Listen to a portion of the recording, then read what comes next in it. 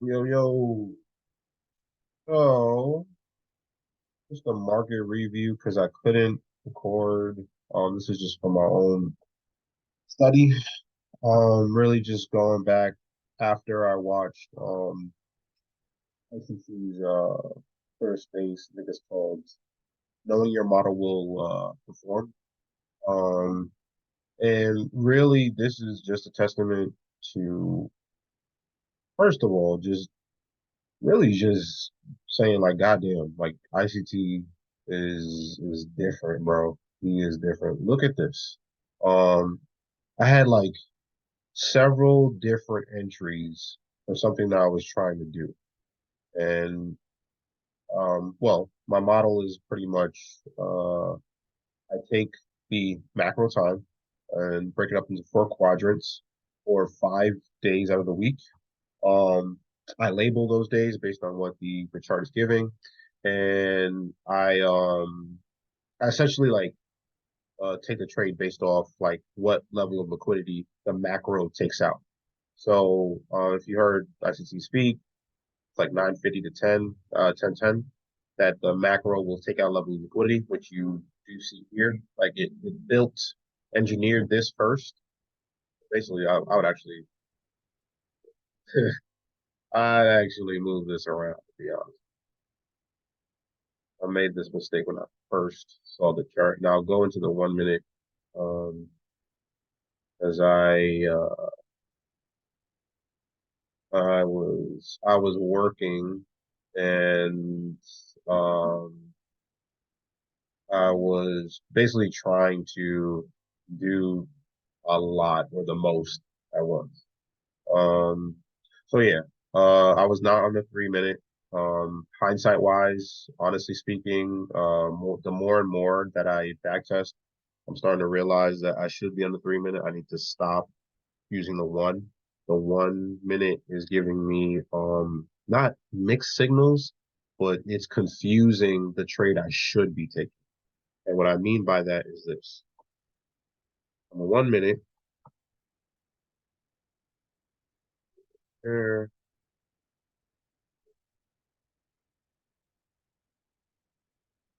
this should be done before.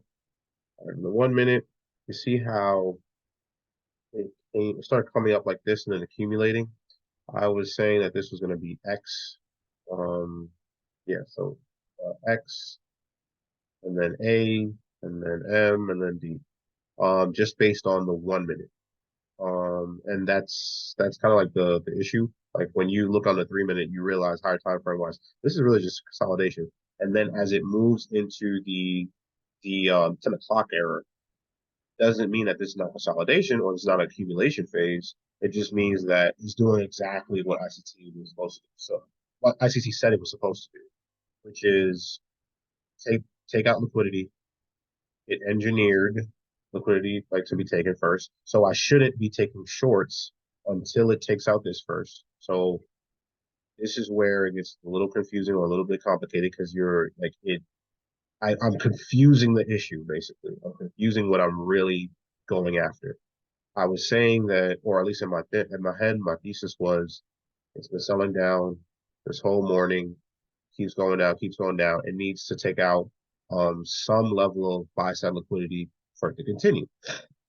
And whatever that was is whatever it was, but I gotta identify like when to get in, when to get out. And when I saw this here, I wanted to take the consequent encroachment of this wick as an entry because I saw that it rejected here once. But I should have known that really, after it did all this, this was technically considered engineered liquidity. And as it's rejecting off of this price level, I should expect once it takes out that level that sell side, it's gonna well not reaccumulate. Honestly, it could just put the fair value gap and go straight up. It really is it's whatever the market wants to do. But but yeah, like I should basically see what I have to do from here on out after it takes out this. So the first one, it was a bad trade. Um, and then it did this. I waited to the fair value gap. And if you see here, there's two entries. And the reason why there's two entries is because I took the entry here, but what it did was it came like as it came up, it stopped me out because my stop is very tight. Like it's like 20 ticks really, I think. Yeah, 20 ticks, so it's like 5 points, I think. Yeah, 5 points or something like that. And that's really tight for NQ. Like, but I mean, that's how I've been doing it for a while. Um, I've been learning to or trying to learn how to hone in what trades I take and why I'm taking them. Um, I will say that this is not the best I've ever done, but this just goes to show the level of frustration that I'm currently experiencing and the appreciation for ICT showing executions. Because before him, I didn't know it was supposed to look like this is the entry, this is your stop loss, and he's never said have type stop losses, so that already should tell you something. And he also is like, what is the aim? What are you garnering for? And then go from there. Been trying my hardest to basically essentially mimic the 2022 along with the silver bullet model. Um, and honestly speaking, I remembered because I actually was listening to it just the other night on one of his Twitter spaces where he's talking to his son, and his son goes, "Oh well, not his son, but like he goes like his take profit. I think it's like 20 ticks or something, like 20 points or something like that, and you just like you stop there, and it's really because like struggling with holding." And honestly, I feel that my target was here, but I thought because of a trade yesterday that it was going to reverse as soon as it dipped a little bit. So I got out immediately. So as you can see, came down here and it was too much for my blood. I thought that it was going to come down to take the fair value gap, and I just didn't want it to retrace that far. I was already up like I think it was like somewhere close to 40 points, somewhere close to that, or 30, 35, something like that. And I was just like, nah, I'm not giving this back. It's Thursday. Profit is profit, and that's the way it's gonna be until profit, like until payout. Like I'm not playing with this shit, especially with this. Like this is embarrassing. Really, this is really embarrassing.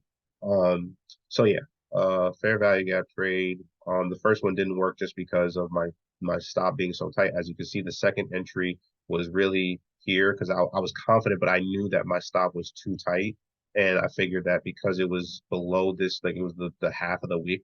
And yes, I did do immediately. As you can see, I tried to time it immediately after I saw the half of the wick. That I really eyeballed it. Um, I took it straight off of that and was like, okay, I'm gonna be fine. The minute I met resistance, which happened a few times really, but like I was just like, all right, no, I'm good. Could have been a bigger day, yes. Couldn't have been a better day, yes. But honestly, it didn't matter. Going back to what should have been done, not what I did do. 3 minute, you now you kind of get in the context of it. Future me. Um, this is right here. This is the accumulation phase. 10 macro, took it out. Fair value gap right here. Take it down. That would have been your 100 points, no heat. And I would have been able to hold this. And I know I did because it was a natural progression, and not the shooting up. Usually when I see NQ shooting up like this, I'm fairly new to NQ, but when I see NQ shooting up, I always feel there's going to be a retracement. If it goes up in my direction like too much, I'm scared because I think it's gonna like retrace crazy to grab more people and then go. And that's always my fear. So something like this, when it doesn't want to go, I don't know how to call that yet. I'm very limited when it comes to that. So I'm always afraid in that aspect. Just this right here, I'm still retail mindset where I feel like this could have easily turned into a situation where it reversed, kept going. Um, but yeah, This if I took the sell, it would be right here, probably fair value gap. Might have stopped me out. I don't really know. I mean, I guess it really depends. Depends on how far it reached. But then I would have taken it, and I would have got that. Let's say maybe 50 points, maybe not 100. Maybe I'm overselling it, but it would have been easier, is what I'm saying. It would have been easier. I would have felt a little more at ease because it was exactly what I should be doing. I need to stop going on the 1 minute. Um, it's not helpful. I think it like ICT is right. Like when you go into lower time frames, it's you're trying to make time go faster. It's not. It's not going to go faster. But somehow on the 1 minute, you're thinking because candles are printing more, psychologically you feel it's a lot faster. These are things I gotta get rid of. Otherwise, I'm not gonna progress. It's, it's frustrating, but I mean, green is green. I'm starting to do things a little bit better. So hard, but it is what it is.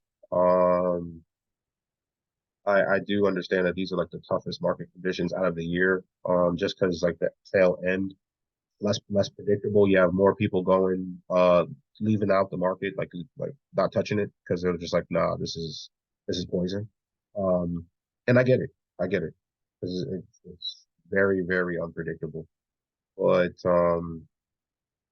something I don't know what it is. It's stupidity or motivation that's like that tells me like I have to get better in these conditions. I have to trade this condition because if I could do this, I could do it all year round. Like and then I can I'll be able to I'll earn picking and choosing, which I don't know if it's a right mindset or not, but whatever. So yeah, that's just it for today. Tired. I still got 2 more sessions of work. Uh, but yeah. So message to me. Holler at me later.